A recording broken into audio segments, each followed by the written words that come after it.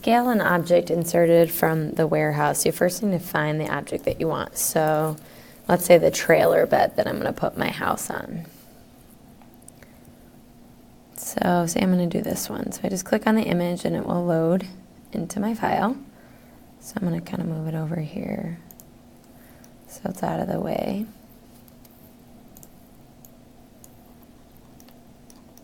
Okay. So I'm actually going to explode this component. So I'm going to right click explode. So these are kind of separate surfaces. I'm just going to delete that grass because I don't need it. And then I'm just going to highlight the trailer itself and I'm going to make it a component. And now I can scale it. So if I use the scale tool, you'll notice there's going to be a lot of different boxes I can now select. So if I want to scale it just width-wise, I can grab that box. Or if I want the whole thing scaled proportionally, I can grab the corner, which is nice. So it's totally up to you. If you want a specific size, what I recommend, I'm going to do camera back. Let me find my trailer.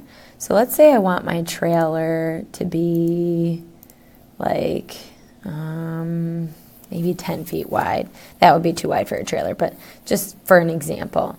All I have to do is draw out my line 10 feet wide. I draw it on the edge.